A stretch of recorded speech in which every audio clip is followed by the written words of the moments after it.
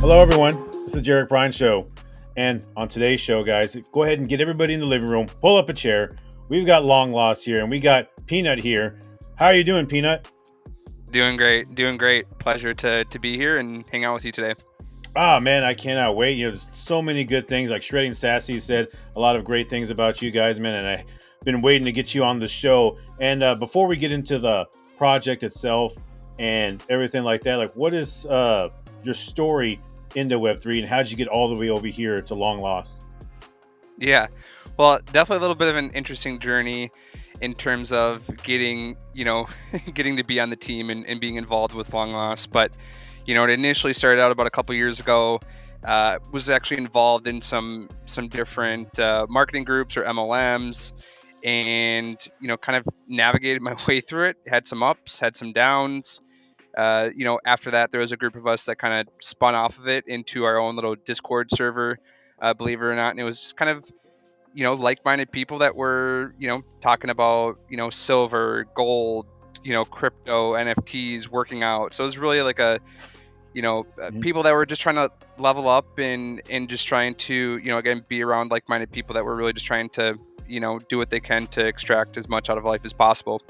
And so it was very much, kind of like an inner circle community group that, like I said, we were there to, push one another forward and just challenge each other at the end of the day.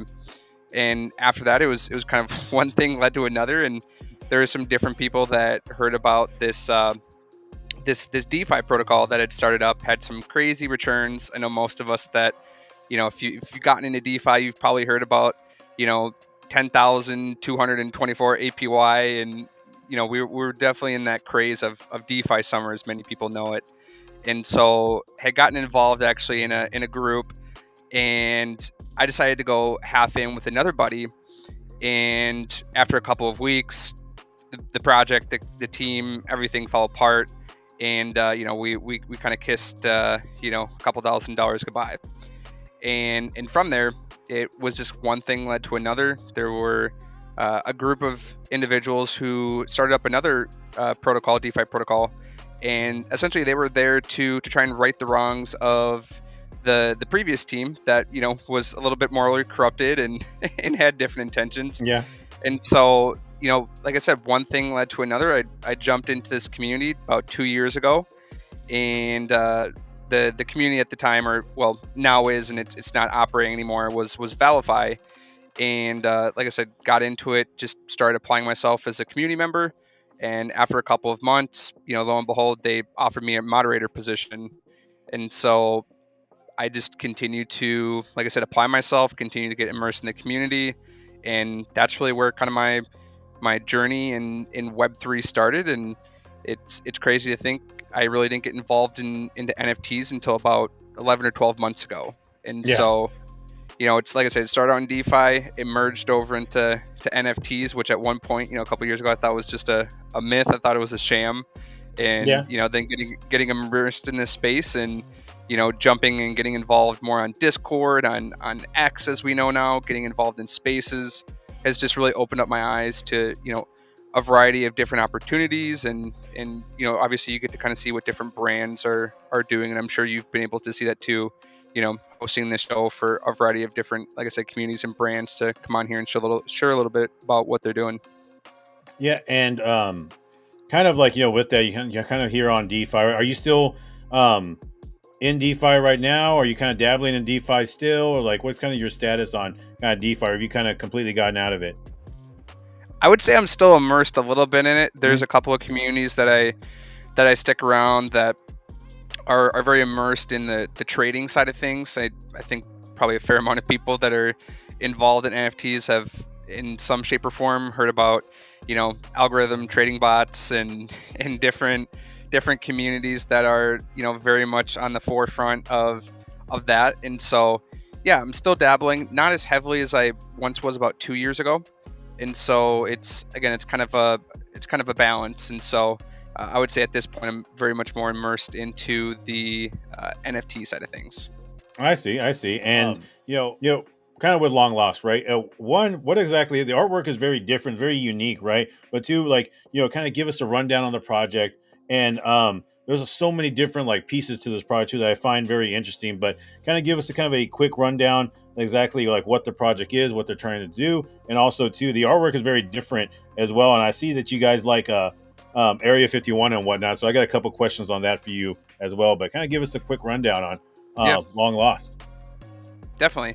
Yeah, so I know we were talking a little bit prior to this. We're an Ethereum-based collection, Mhm. and being the size that we are as a collection, it's definitely a challenge in terms of, well, for one, minting out, and then two, being able to sustain some of those different metrics that a lot of people look at. If you're looking at unique holder count, if you're looking at percentage listed on a certain marketplace like OpenSea, for example.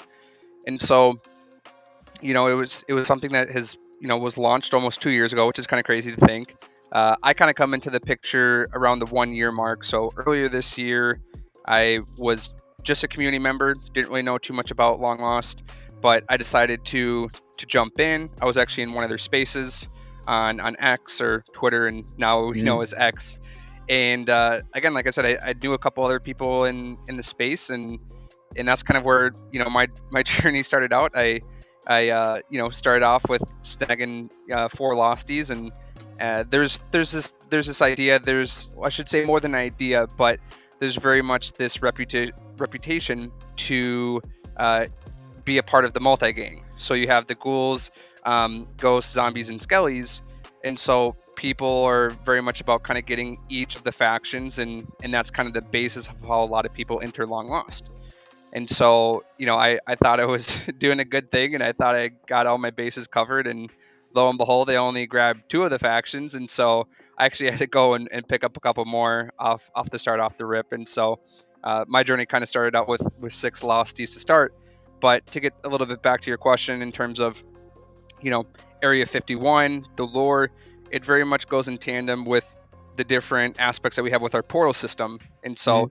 that's very much an integral part of our community, and very much a part of our marketing, very much a part of all the different pillars that we have as an ecosystem, as a community as a whole. And so, whether it's Halloween that we just had, or whether it's Christmas coming up, I know that we just obviously had Thanksgiving for a lot of us in the States. And so we had some fun little edits that one of our artist Fally whipped up for us. So we had some turkeys and some turkey legs that people were rocking with their losties on the timeline on X. And so different components like that very much plays into the lore, the portal, and that kind of goes in tandem, like I was alluding to a little bit, with the whole premise of our membership pillar, and being able to have those portal giveaways, and being able to really give back to really the whole ecosystem, the whole community. But then again, being able to give different prizes for each of the different factions. And so that's something that, again, we continue to kind of evolve and really progress in terms of, being lost is, playing off the name of obviously Long Lost. And that goes into, effect with, a lot of people that are familiar within the US, Area 51, UFOs, aliens. And so it's, again, on the premise of being lost, going into the portal, not necessarily knowing where you're going at the end of the day, but continuing to build friendships, continuing to, well, really lose track of time when you're as immersed as a lot of us are in NFTs and crypto, in this space that we call Web3. It's very easy to lose track of time as the days and the weeks and the months fly by. Yeah, so I love that, right? I love the like the whole kind of like it's out there vibe, go schools, Area 51 and everything like that. Like, were you one of the people that stormed Area 51? No, no. No. Well, If only I was a little bit closer. yeah, no, and as as far as that, right? I love when people like talk about things like that, and we'll kind of go more into that kind of like later, though. And as far as like the different like factions and everything like that, is there perks to having like each and every single one? Like, can you kind of tell if there's any kind of perks, or like what's the advantage of having like a ghoul over zombie or things like that? Could you kind of go into that? Yeah, so really, when you're talking about the different factions, there's obviously going to be a different number of each faction, and there's different rarities with it. The easiest way to to check and see what your your losty or your particular losty is generating per day. So within our ecosystem, when you hold a losty, you're going to be generating X amount of lost coin. And so it's an off-chain token. There's no liquidity pools. There's no exchanging it out for USDC or funds. But it's a part of our ecosystem. It's part of our website. It's integrated within our Discord now. And so, depending on what faction you have, you're able to jump into our Discord. And so shout out to one of our team members, Ty, who has integrated a bot. He's built a script together where you can go into one of our command channels in our Discord for Long Lost, and you're able to see what each faction, or particularly specifically for each losty that you have, what it's generating per day in lost coin. And so you're able to go in there. There's obviously going to be certain particular NFTs, particular factions that are able to generate you a little bit more, lost coin. And so that's something that, sometimes people will kind of play along that line. And if they want to accumulate a little bit more loss, sometimes they'll go for maybe the grail, so to speak, when it comes to NFT collecting. And it may be finding some of those NFTs are a little bit higher off floor price, whatever the case may be. And so that's the easiest way to check and see what each particular losty is generating. But everybody has their quirks. Everybody is very particular when it comes to this aesthetic, as most people are in terms of getting involved with NFTs. But really, it comes down to each community member, each person, even team members, what they value. Some people are very much into Reapers, which is there's not too many of them, or even TV heads. That's also a pretty sought after NFT. I know that we'll probably dive into it a little bit here shortly, but in terms of our merchandise and our streetwear, there's a couple losties out there that are repping the red varsity jacket that we just dropped. And I know with our beer line that we have coming out, there's quite a few losties that have beer cans on top of their heads as well. So there's going to be some different kind of ties to everyday life that will tie back to certain traits that may cause a little bit of FOMO, may cause some extra incentives for people to want to have certain traits pertaining to the losties that they have in their wallet. Yeah, and I've noticed too that you guys have actually you guys have had people like rock that varsity jacket too as well. Can you kind of, and actually somebody actually fairly recently too, a player for the Bengals, can you kind of go more into that too as well? And then also too, how does Redman tie into all this? Yeah, definitely. Yeah. So great question there. I know in terms of streetwear, believe it or not, we have a pretty good connection with Keith Murray. And so for those that are immersed in the hip hop, the rap scene, the 80s, 90s, kind of the underground scene or ciphers that happened back in the day, which dates me, which is before my time a little bit, but getting more and more educated when it comes to the music space. I've continued to see the relationship that Riveting Entertainment has with different artists, different musicians out there. And so it's really been cool to see the relationships that we grow with different people in tandem with Riveting and the relationship that we have present with Long Lost. And so being able to expand upon that has been incredible. But getting back to your particular question with who's been rocking it, Keith Murray, in his new single that we just dropped with him, Seasoning, he was rocking that. He was repping that in his music video. And so being there actually live in person, there were quite a few of us on the team and in the community that got to be there for the behind the scenes, the BTS of the whole music video shoot. And so we got to be there and chop it up and kind of break bread with Keith himself in person. And so being able to see that live, like I said, being able to see the nuances, the intricacies of what goes into a music video shoot was really like an experience of a lifetime. Never got to do anything like that before. And so he's been repping that. And I know that we sent a couple other items to him recently, and he's really been enjoying sharing that content on his account on X. And then the other part that you were asking about was local for a couple of people, team member wise, over in Ohio, and particularly Cincinnati.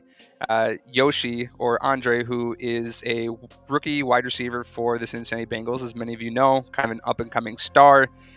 He was rocking that varsity jacket, that red varsity jacket. with kind of like the walk-ins that, a lot of people as sports fans like to see. What outfits are they, do they have, are they rocking, whether it's, maybe it's kind of a trash outfit or maybe it's something that they think is fashionable. It was pretty cool to see Yoshi rocking that jacket that we had sent him a couple weeks ago. And so to be able to see that and for him to reach out and send us that photo as a team was pretty cool to see. So I know thousands of, people were able to see that. And that's really just the start of what we're doing. And you had asked a little bit too about Redman. Yeah, And that's Redman designer. I mean, you guys got, yeah, like I said, yeah. you guys are a pretty well kept secret, man. Like, are those guys? Is it like their own like separate kind of line that they're launching with you guys, or how does that kind of tie into Long Lost? Yeah, so how that ties into Long Lost. So Scott Sheridan, who is very much the right hand man of Andrew, who steers the ship at Riveting Entertainment.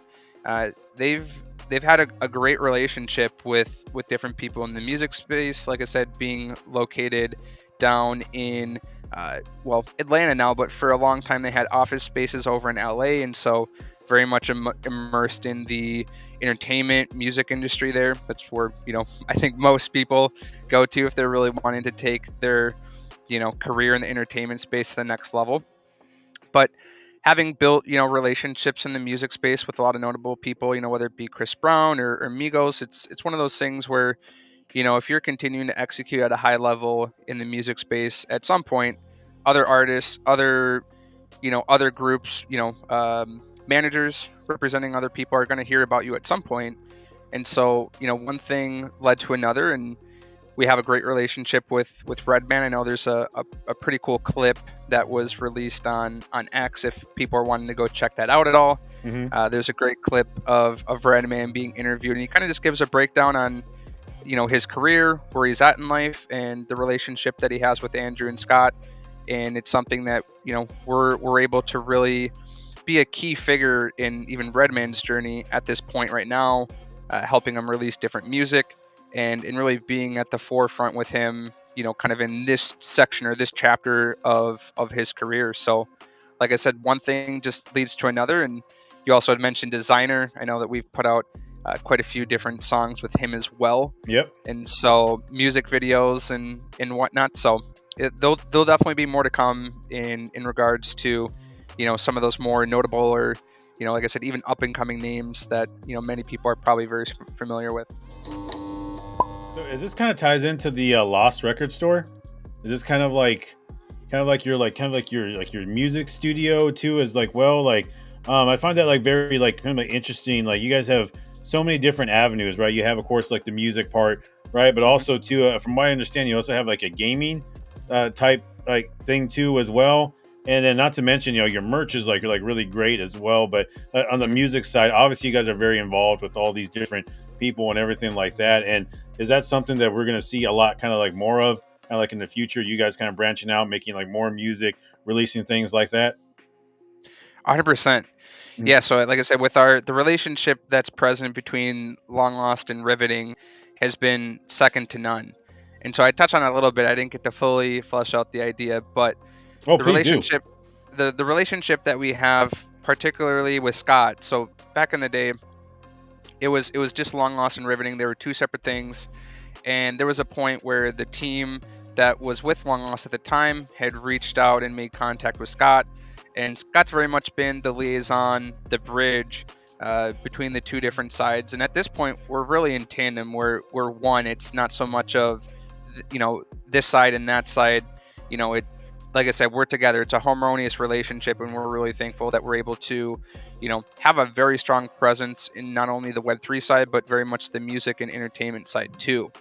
And so that's something we're going to continue to evolve as time goes on. I know that there's a couple more singles, a couple more mixtapes that are going to be releasing here, in the next couple of months, especially as we enter 2024. And I mean, even right now is a great example of what we're continuing to do in terms of expanding within music. Is we have an open verse challenge for the brand new singles I've touched on a little bit with Keith Murray. Mm-hmm. And so we have that going on for the next couple of days or through the end of November.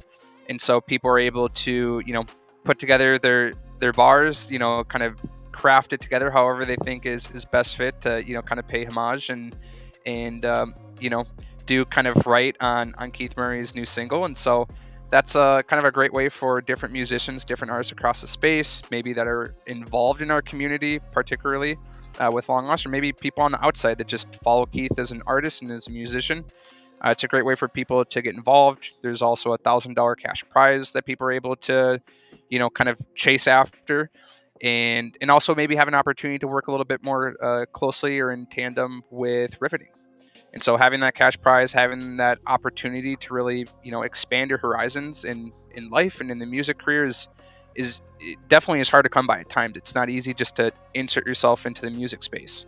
And so, we're providing that opportunity for, whoever's able to, craft together the best rendition. And so that's something that we have going on right now. But again, in terms of the future and what's to come with 2024, we're continuing to, expand and build upon our current catalog and really bring the, best and well-rounded music that we can bring on a very consistent basis. So you'll be seeing more of us even in the remainder of the year.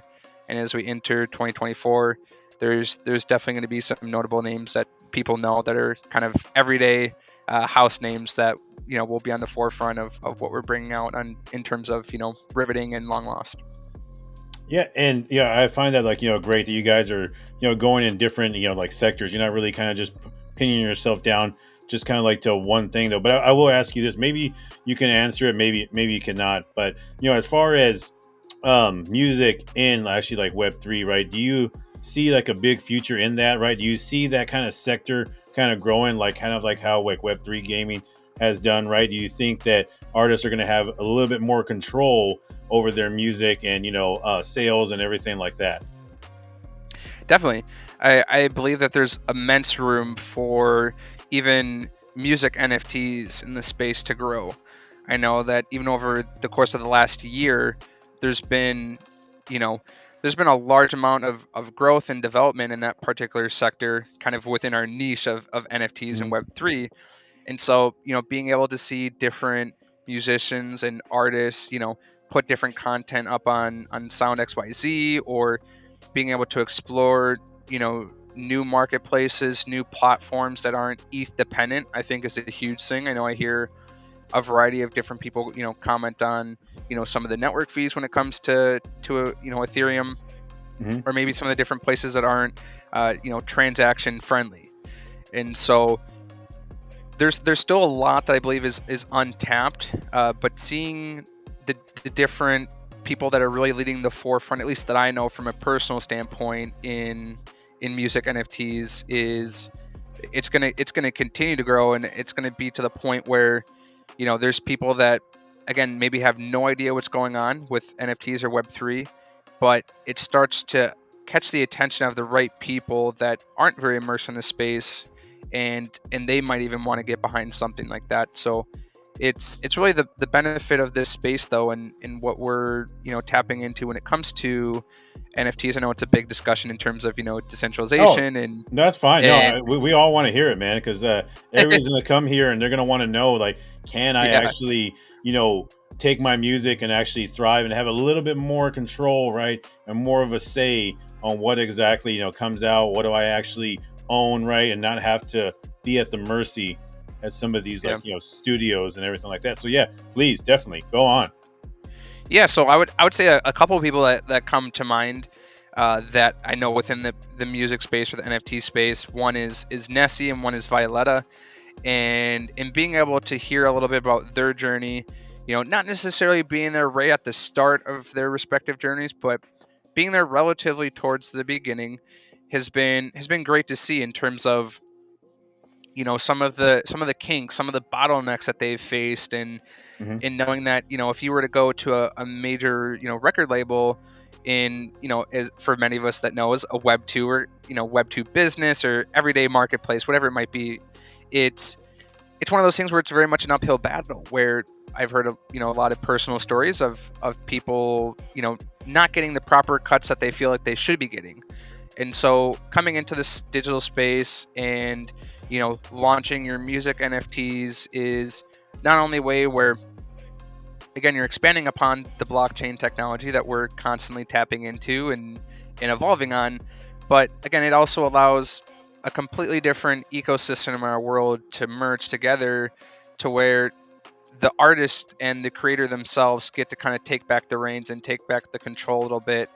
And they and for many people would probably agree, they get the funds or the capital that they deserve at the end of the day, rather than having a middleman Mm-hmm. and things kind of getting ripped away from them. And so you have that part of the equation. Then you also have the part where the promotion, the marketing's on you. You have to Yeah. kind of play all hats at once as well. So not only are you recording music or engineering it, whatever it might be, but you also got to figure out the logistics of supply, the supply of your collection, or the mint price, or how often you're going to be at different events. I know Art Basel's coming up for a lot of people that are immersed in the space in December here. Maybe it's NFT LA in the spring, whatever it might be. You really have to prioritize where your time's going, where your funds are going. It's essentially like starting a small business. And so while yes, you get more control, there's also more responsibility with that. And Mm-hmm. so a lot of things will fall, at least from my experience, what I've seen. By no means am I an expert on it, but just kind of sharing what I've seen from my journey being immersed in this space is that a lot of it does solely fall on one person.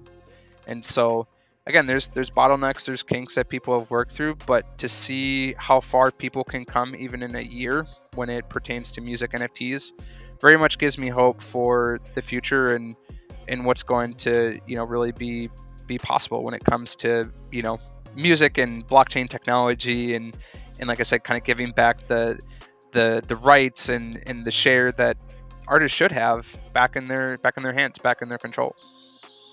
Yeah, man. Yeah, power back kind of to the people and everything like that. So I love the fact that you guys are kind of doing that sector of it too as well. But have you guys really, as far as like gaming leagues and everything like that, have you all kicked off that portion yet, or is that still kind of in development right now? Yeah, so we actually had already run the gaming league tournament. So for those of you that maybe have jumped onto our website before, looked over it, maybe you've been on the website to get to our marketplace, which I was touching a little bit on when it Mm. comes to marketplace and having different items that are raffled or outright buys, or even our portal very much attached and tied to that. And so yeah, it'll be something that we're actually going to explore and see what that's kind of like come 2024. But yeah, we had already ran a tournament not too long ago within the last year. It was a great success. Had 8 different communities together. Had, I believe it was 2 ETH worth in prizes.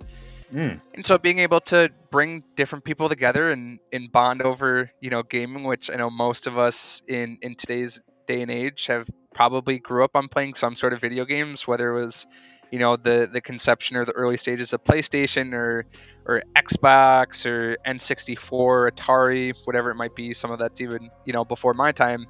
But being able to bring something like that to this digital space was definitely a fun experience, at least from what I've heard. I wasn't around too much for that part of the journey with Long Lost, but I kind of saw it from afar, and from what I heard, it went very well. And there were some things that went really well. There were some things that we kind of had to work through, and there were some kinks. But like anything in this space, you got to take your chances. You got to take your shots. Be willing to put yourself out there. Metaphorically speaking, put all your chips in, and see what kind of comes after that. But as of now, there's nothing set in stone, in terms of hard dates for another tournament or kind of expanding upon the gaming league. But we're very much open to it, and we're actively exploring what that will kind of look like, in terms of what communities we want to feature, bring on, maybe some of the different prizes that we want to have, or even, using it as a marketing, avenue or vehicle, and seeing maybe what professional gamers want to get involved. There's a variety of different endeavors and paths that we can explore with the gaming league. Yeah, and kind of, I don't know, it's kind of weird. Like, that's kind of weird. Like, I kind of rag on some communities, right? But a lot of communities have turned their Discord into like a gaming hub, and which is kind of it's cool and all and everything like that. But like, of course, I'm going to tease the nerds about like gaming and whatnot, and actually touching females and whatnot. But that's kind of like kind of you kind of seen kind of like that part of it too as well. But yeah, man, a lot of people are turning their discords into like gaming and everything like that. That seems to be kind of like taking like kind of like on. Like I think I had a project on Cardano that's done that, and a couple others too have just made gaming channels within their Discord. Now, I kind of want to ask you this though, the lost token, right? What other kind of utility like does it have, or how else does it work in the ecosystem?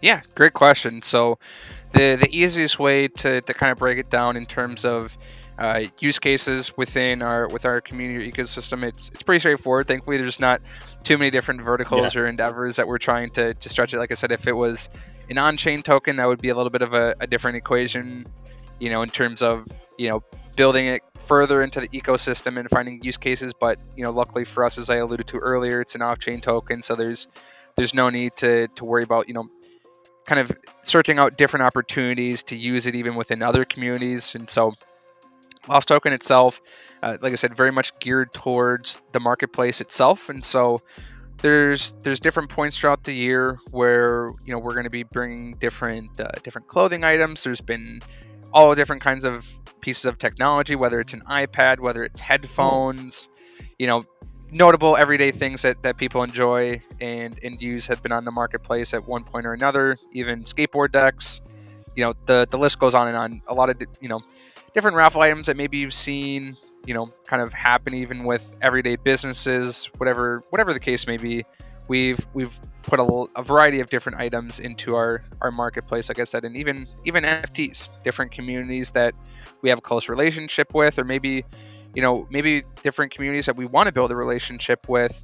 We'll go in and sweep the floor of different NFT communities. Pick up 2, 3, 4, whatever the case may be. Pick up one, and it kind of do that to show our support. Maybe that's in kind of our entry point into different communities and building, like I said, different relationships. And so we will have different items that are raffled, and so you can purchase X amount of tickets for a set price, or there's times where maybe we want to switch it up. Again, depending on what the item is, we'll just do an outright buy, and so there may be a limited quantity, 5, 10, 15, and people are able to take their lost token, go in, buy it outright, and then we'll handle some of the logistics on the back end within our Discord. But in terms of other cases, I know some other communities may use their tokens or coins for additional mints or burning mechanisms, whatever the case may be.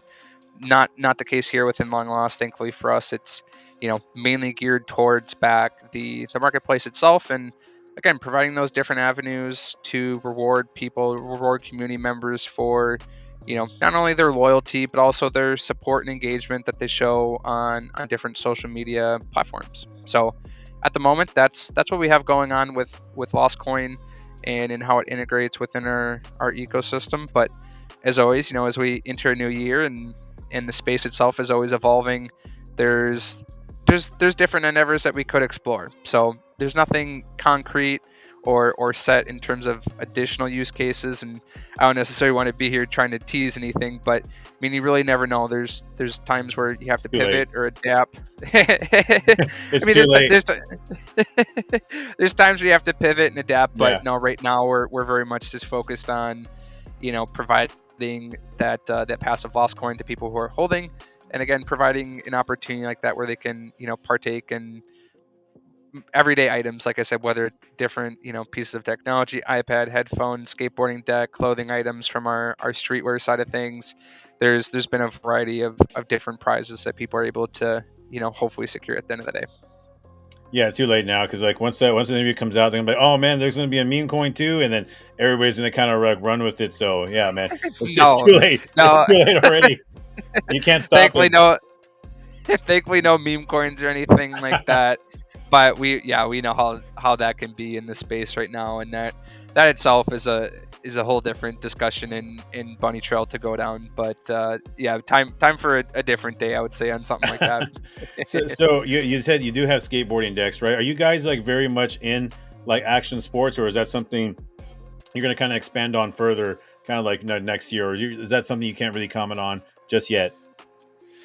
Well, I would say that a community that is really diving head into action sports is the Shredding Sassy community. Hmm. So some people may be familiar with them, maybe some Yes. not. Totally okay. But they are very much a community that is involved in action sports and in tying it back to Web3. That is very much their niche, their bread and butter. They do an incredible job at it. Hmm. For us, there's that skateboard side of things that very much ties into the style and the type of kind of the type of the style of the streetwear that we have. It very much ties into kind of a similar ball field as Yep. Supreme. And Yeah. so they have a very, very niche following, a very particular, individual who is following their drops and trying to, secure the latest and greatest, collab piece, whatever it might be, whether it's Supreme and North Face or Nike, you name it. And so that's something that, we'll continue to expand upon, continue to, like I said, deliver. And it'll be something that we'll continue to see what additional commercials we could do. I know that we have a great commercial that we shot with some local skateboarders down in Venice Beach, Hmm. and that is a pin post that we have on our X account for Long Lost. And so for anybody that wants to maybe kind of see a little bit of our different streetwear items in action, see some of the different lore like you were alluding to, with Area 51, the portals, that very much is immersed in that commercial, that video that we shot here just within this year. And so that will be something that we will continue to explore as we continue to build out streetwear. It will very much be immersed and integrated within the skateboard side of things too, in the everyday world. I like you guys are building like this brand. I like that, of course, with the music, right? And of course, you guys have your own marketplace.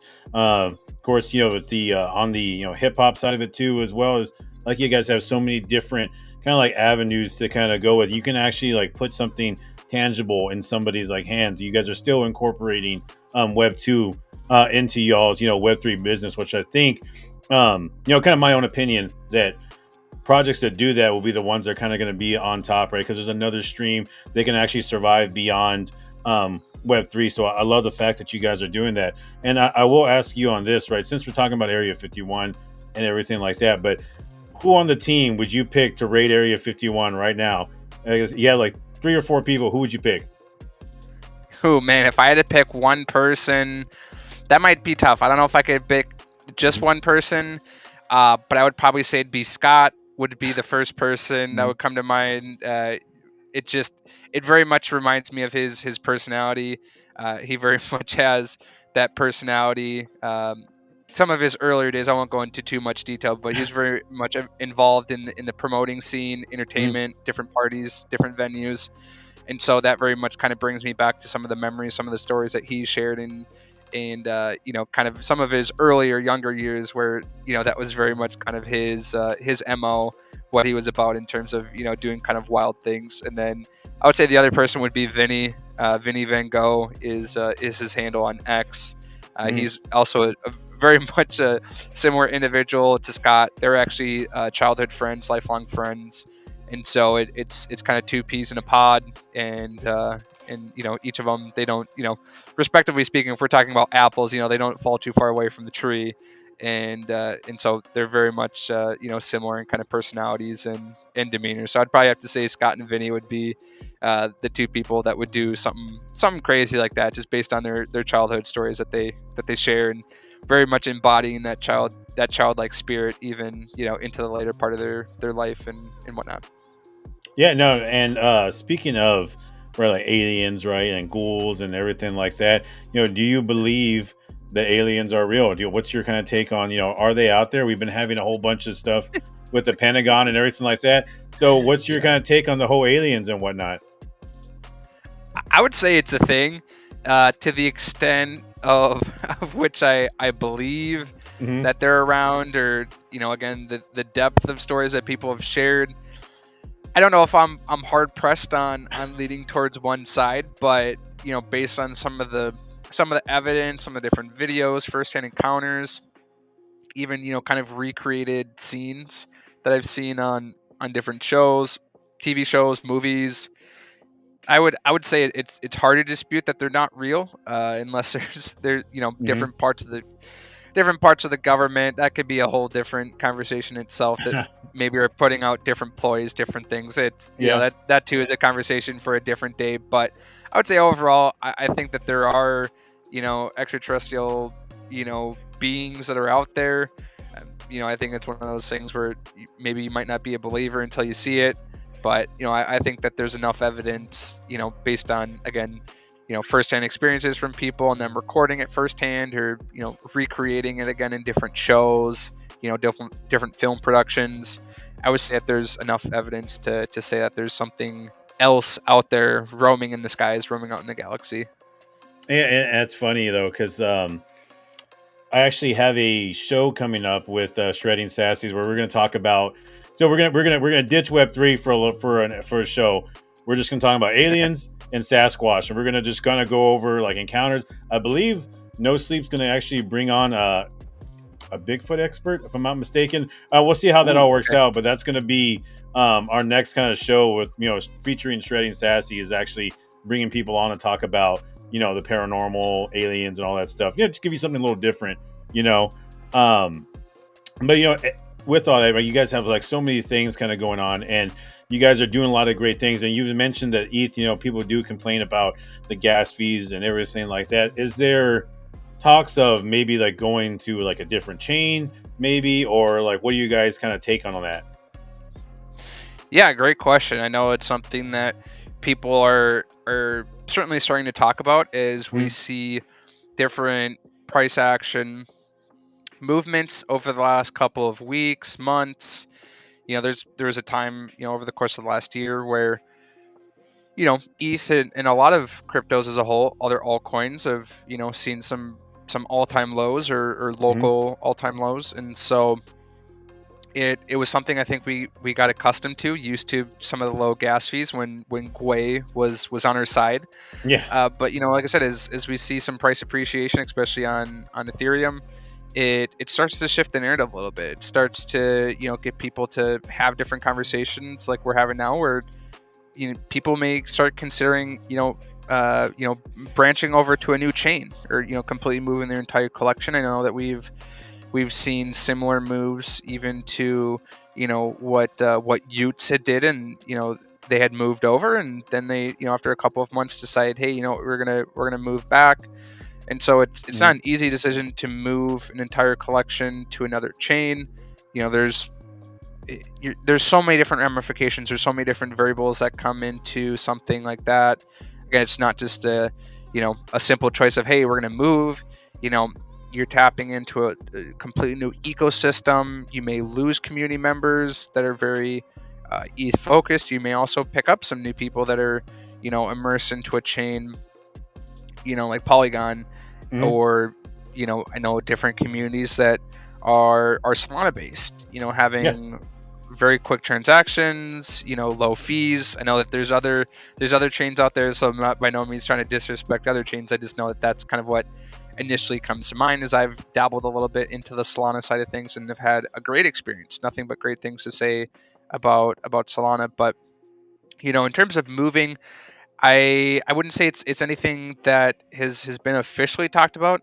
I think just in general, though, it's something that we've talked about just in passings, or small conversations on the side. As like I said, we enter new price levels with Ethereum. There's gonna come a time where the network is very congested, Hmm. and Gwei is soaring through the moon, and there might not be a lot of people that want to pay 25, 30, 40, $50 in gas for a $20 or $25 item. Yep. And so that's something that really each team, each community has to think about. Maybe there's a lot of people that don't think about it, and they're very much set and passionate about staying on Ethereum, or staying where they are and not moving. And I think that can work great as well. But it all goes back to, I believe, having a pulse, having a sentiment on your community, for one, and then two, thinking about outsiders, people that aren't involved in this Web3, this digital space, that are maybe looking to get involved, and thinking about them, putting yourself in their shoes or their perspective and saying, would I actually want to pay, a fee of $40, $50, like I alluded to, for a $20 or $25 asset? I know that a lot of us already see some of those crazy fees with sporting Yeah. events, for example. If we're buying a ticket to, our favorite, to see our favorite basketball team, maybe it's a $50 ticket, and next thing you know, there's a $5 tax on it, and then there's a $7 or $8 handling fee, and then there's some tax for the stadium, whatever it might be. I mean, before you know it, your ticket price or your bottom line on something like that's 50-75% higher than you thought if it was just the ticket price itself. So I think in some cases, again, not saying it's necessarily to the same extreme, but there are different things in life that an everyday consumer will, partake in or purchase that does have those, exorbitant fees that we're, I don't know if we'd say we're necessarily accustomed to, but we've definitely been around a lot. And so it's something that, again, it's been a free flowing conversation with a lot of other communities too. So there's no plans that we would ever move. Again, there's a lot of discussions and different choices to weigh when it comes to moving to a different network, a different blockchain.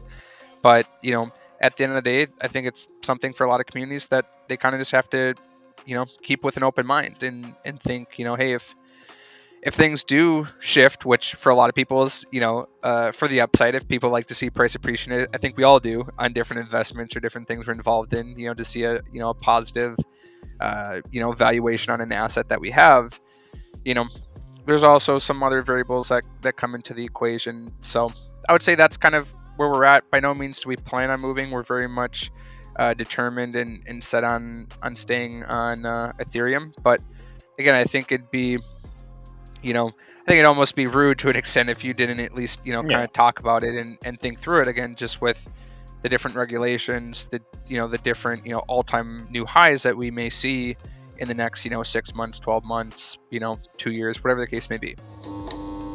Yeah, yeah, like, especially like when we're at that, like, the peak, right? And whenever excuse me, I believe it was Other Side.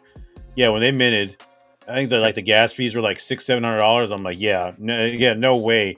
But since you're speaking, like, that maybe, right, you're not closing the door on that portion of that, right?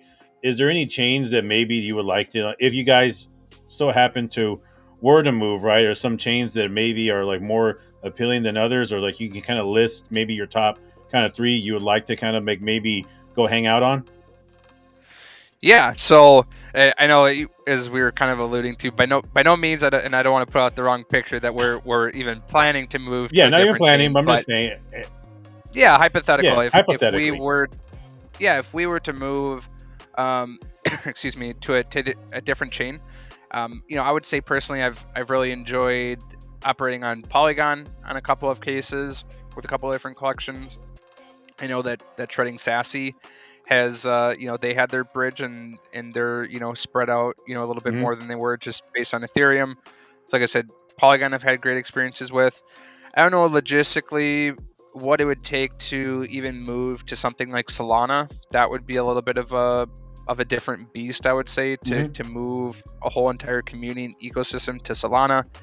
Again, I'm not the most well-rounded in terms of my education, or by no means do I have a high level of expertise when it comes to Solana, but based on the couple of different communities I am involved with over there, again, smooth transactions, no hassles, very straightforward. I've enjoyed using my Phantom wallet over there, so nothing but great things about Solana. And then I would say even too, I've really enjoyed Avax or Avalanche, Hmm. and I've had a couple different communities back in the day that were Avax based when it comes to NFTs, and very quick, very low fees. Again, very similar to what I've experienced on Solana and Polygon. Again, by no means an expert on Yeah. kind of the depths of certain chains, but just from the limited interactions that I've had, even from a DeFi perspective, that's where a lot of my DeFi days were AVAX based, and again, that definitely helps the wallet at the end of the day when you're trying to, stretch your capital as far as it can go, get involved in different, avenues, different paths, whatever it might be, and being able to, pop in or kind of get involved at a moment's notice with different things. It definitely helps when, you don't have to think long and hard about, trying to, find a couple extra dollars just to kind of cover, fees if you don't necessarily have the native token for gas to cover a transaction right away. But I would say those three, when it comes to, Solana, Polygon, and AVAX, everything that Avalanche is doing in terms of Web3 gaming.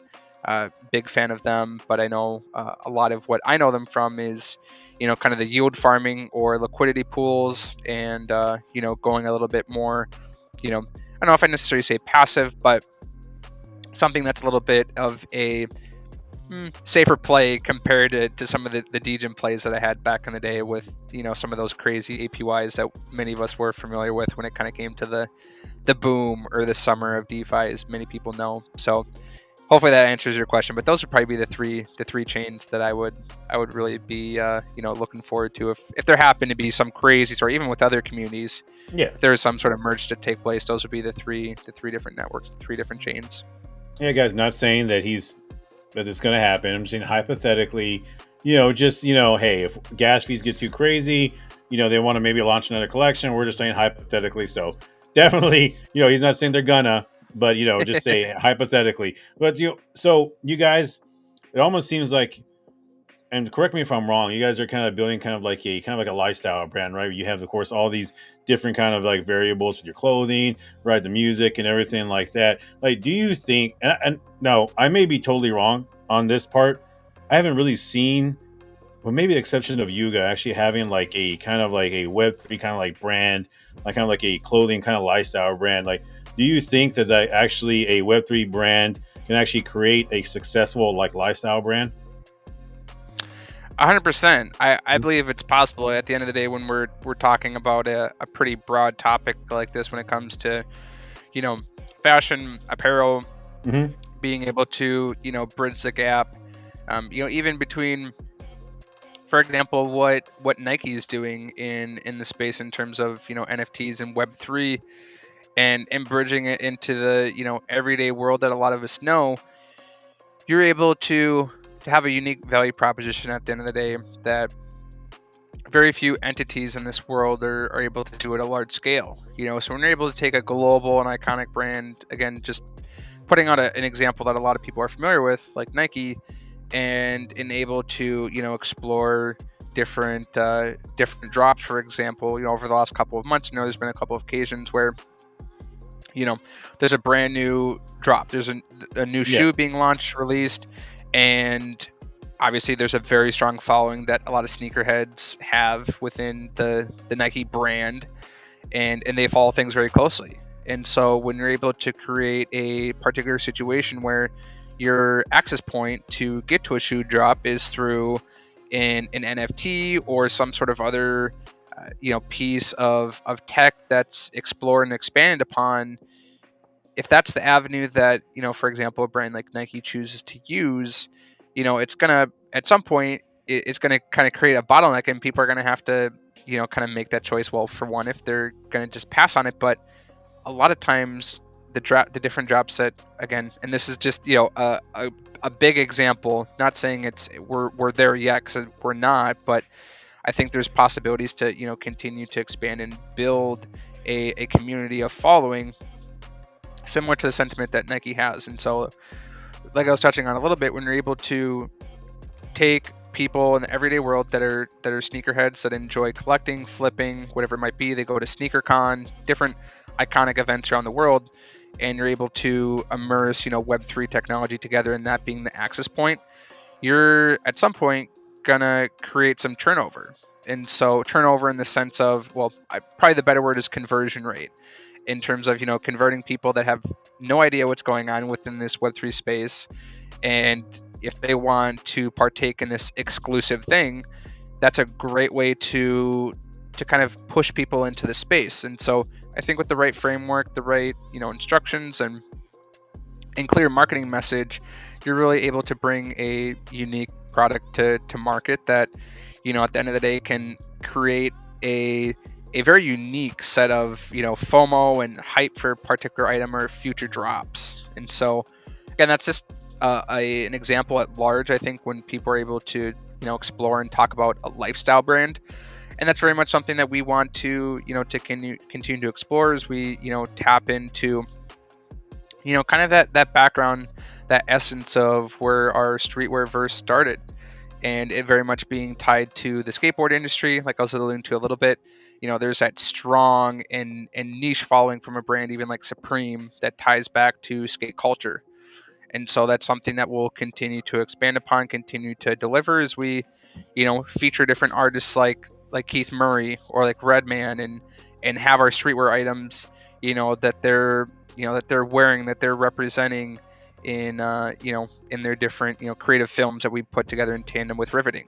And so that's just one kind of sliver of the equation. And then you may have cases like we were just talking about earlier with Yoshi, the wide receiver for the Cincinnati Bengals, him just doing something simple like that where he's repping the varsity jacket, kind of his pregame outfit, and having those different access points that people can kind of get immersed into the brand. And it's one of those things where it's like, hey, if he's wearing it, I want it too. And that case could be made for well-known athletes like LeBron or Kobe or whoever the case may be, with within other athletes as a whole, when it comes to kind of being known at in terms of a world level, or just being an iconic brand or individual. Oh no, and I was just like, I love that fact of what you guys are like, like trying to do with all that. And I definitely think that like an actual Web3 company can actually like start like a brand like Supreme and everything like that.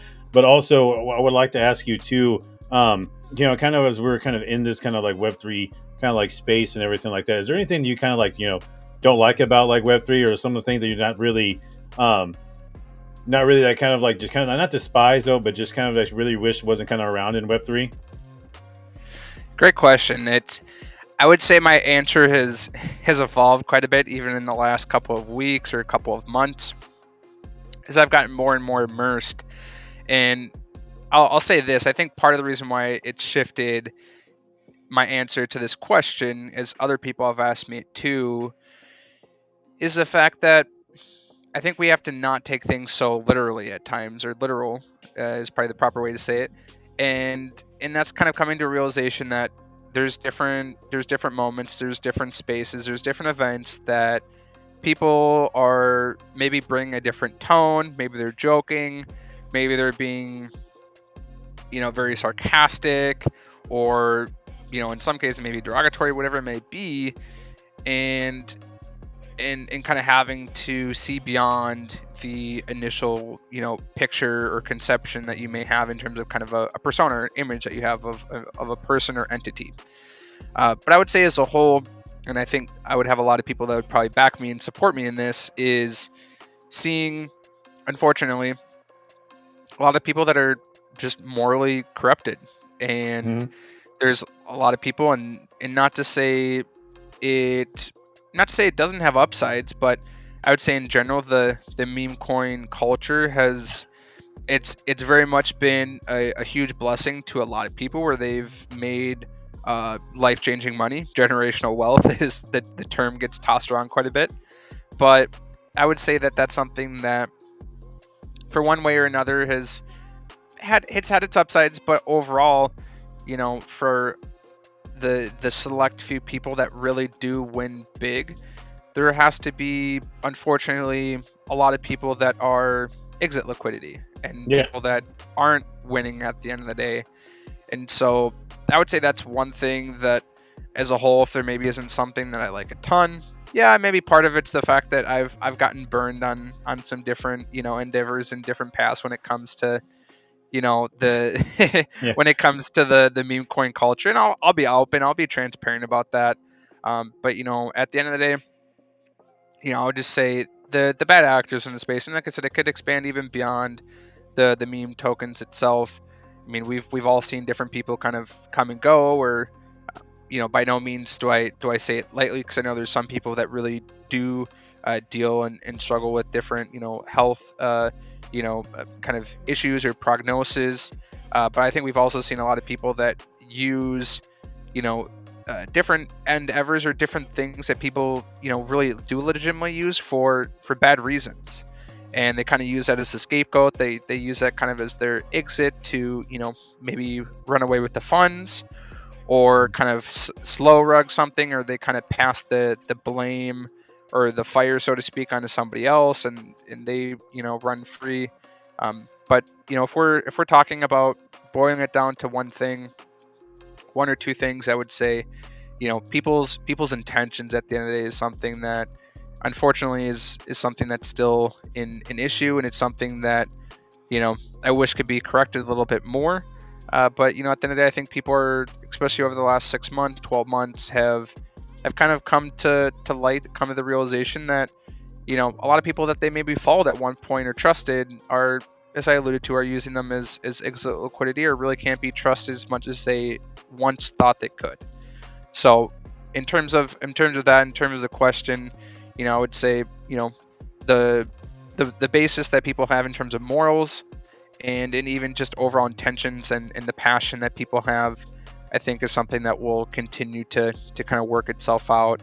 But at the end of the day, there's not too much we can do other than the fact of educating other people and letting them know who the bad actors are, staying clear of certain things herself. And, then we kind of get into the dicey question of regulation and Yeah. decentralization, and, if certain things should be allowed, if they shouldn't.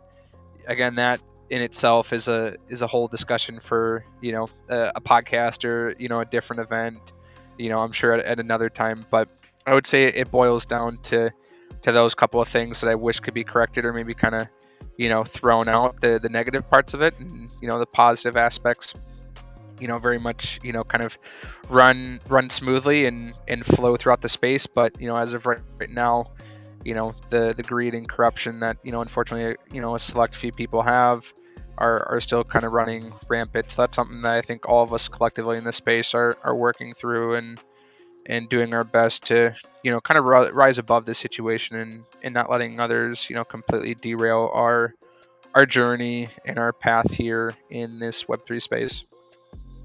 Yeah, no, I agree, and that's actually the reason why I actually started this kind of like channel, right? Because I was getting like wrecked right and left, man. So I was like by these so-called like influencers, right? Like saying like, but you were just their exit liquidity the whole time, right? So that's the reason why this thing kind of got started, and that's how it's kind of grown to this right here. But man, I totally feel your I share the same kind of sentiment that you kind of share.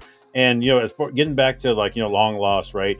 Um, as somebody like on the team, right, where would you, because I honestly believe that this time next year we're going to be in a lot better place market wise, right? The halvening would have happened, right? I think the things are going to look a lot more positive, right? Where would you like to see like long lost a year from now? Yeah, long lost a year from now. There's a variety of different ways to talk about that, in Mhm. terms of certain metrics, in terms of, yeah, I would say that there, you could look at, what we're doing in a variety of ways, and tie it back to a number, a metric. But, I think one aspect, we have different goals, different aspirations of a floor price that we want to be at certain points, at certain stages, based on some of the different deliverables that we're going to be, bringing to market, between, like we touched on, our streetwear, to our music, to other merchandise items like our Losty beer that we have coming out, which we may touch on a little bit here as well. Mhm. Having Long Lost be a self-sustaining entity and really business at the end of the day, because we do have our Long Lost LLC. I think that's one aspect that a variety of founders and teams are maybe overlooking, or not seriously considering having their variety of assets, uh, pertaining to, or tied back to an LLC. By no means am I a lawyer, an accountant, anything like that. So make sure that you're doing your proper Mhm. research and due diligence to make sure that you have the proper, businesses and different silos set up, and making sure you're consulting with the right people. But again, having that business structure, that backing, is a huge part, and that's where we continue to look at, on a monthly basis and even a weekly basis, where we're as a team, and what we're going to do to not only gain maybe additional funding in the future, but continue to have something that's generating, a positive cash flow, and something, that isn't, depleting. And we could get into a whole different discussion when it comes to, the funds that teams have been able to collect from mint and royalties. That Yeah. itself is a whole topic. But being able to, get past that stage, and obviously that's not a thing where we are right now. Well, to some extent, we'll see kind of what the narrative is coming into 2024 if things do shift, for kind of the opposite way back to where we first started when it came to NFTs and the initial kind of bull run, so to speak, if you want to label it that. But I would say that's really our biggest thing. We have our different goals when it comes to floor prices. I'm sure maybe other communities do, maybe they don't. But we know that is a big part when it comes to valuations of a business or brand and getting further funding. When you look at the logistics of, hey, this is the size of our collection, this is the supply of it, this is our floor price. You look at the different factors, the different silos of your business. It all factors into the legality and the logistics of the funding that you may get, and the financials that an outside entity or person looks at. And so we want to make sure that those things are in order, that we're profitable, that we're a sustaining business. I know that we've talked on many occasions about bringing current team members on full time, and so to get even more immersed and really double down on what we have going on under the Long Lost LLC business and umbrella. And so that will be another big aspect of what we're wanting to accomplish, is having a couple people that are full time. They're very much immersed into the riveting and long lost ecosystem entirely. And then, like I said too, we're going to want to continue to explore different funding in the future, and really have it be something that we're not worried about. Oh my gosh, we're depleting our mint funds. I don't know how long we're going to be able to pay people or really make this, successful or to grow it out. So it's nothing too complex at the end of the day. I would say it's fairly straightforward and foundational. But when you look at kind of expanding your manpower and being able to devote a larger amount of time to something like this in the Web3 space, being able to, have a cash positive, business or entity is a huge aspect. And that all, will factor in some shape or form to floor price, and, again, even growing our community too, whether it's doubling the size of our, community. Again, that means that, some people may not even hold an NFT, whatever the case may be. Different metrics too that maybe we will continue to kind of put out there or share. But I think, like anything, we want to continue to evolve and grow our unique holder count as much as we can. And I guess we'll just kind of see where that goes over time. I know that there's some people that have maybe they minted back in the day and they've walked away and they're not really involved in NFTs anymore after everything's kind of collapsed, and our legs kind of got knocked out under us. So, we'll see if people come back. Maybe they, really, kind of do ramp up their activity, or maybe they do exit the ecosystem. And then, there's a larger amount of people that can enter the community if they do want to hold an NFT. But those are a couple different avenues that I think we're really going to be focused on when it comes to, 2024. And, really when we, maybe even have a conversation a year from now and look at this and say, hey, where have we kind of come from a year ago, and where are we now? Have we accomplished and achieved the different trajectories that we've wanted to be on, and hitting some of those different milestones, if it's specific milestones that we have in mind and in store. Yeah, no, that is amazing. And kind of like before you go, kind of go more in depth on this, the long lost beer. I definitely want to hear more about that. Definitely. So that's an exciting endeavor that we're going to be pursuing, that we over in Long Lost and Riveting, like I said, we're very much synonymous. We have a great relationship. We're pretty much one at this point, which I touched on a little bit at the beginning of the show. But going forward, we're very thankful, very blessed to have the partnership that we have with Bad Time Smith Brewing, based out of Ohio. very heavily involved, a strong presence in the Cincinnati area. I know that Vinny, who's also on the team, he has his own store in the Ohio area as well. And so there's some key people that are located in the state of Ohio that will be an integral part of growing our Lossie's Brew line out here, even in the next couple of months, in the next year, putting together the marketing plan that's been, assembled and crafted. It hasn't been an easy feat, but we very much have the logistics, the details of what we want to accomplish, week by week, month by month for, like I said, the next 6 months, and even a little bit beyond that as well. So there'll be times where we review kind of analytics and progress with the Bad Tom Smith team, kind of see where we're at. But again, that's something that we're very excited to pursue and move forward with. They have an incredible warehouse and manufacturing capabilities. They currently do more than just beer itself. They're very much in the wine and spirits business as well. So what we're able to tap into in terms of the side of Long Lost with them is something that not many brands, not many communities get to do, where you have a strong Web3 presence. Maybe it's NFTs, maybe it's Web3 or blockchain technology. I'll leave it at that. And you're able to tap into a completely different market, like as many of us say in this space, Web 2, or again, the everyday marketplace, everyday business, even with Fortune 500 companies, whatever the case may be, that we, kind of share and talk about. But having our Web3 presence and then being able to expand out into the everyday marketplace, and then also vice versa for Bad Tom Smith to be able to branch into this Web3 space that, again, can be very hard for different brands that many of us know about to enter the ecosystem.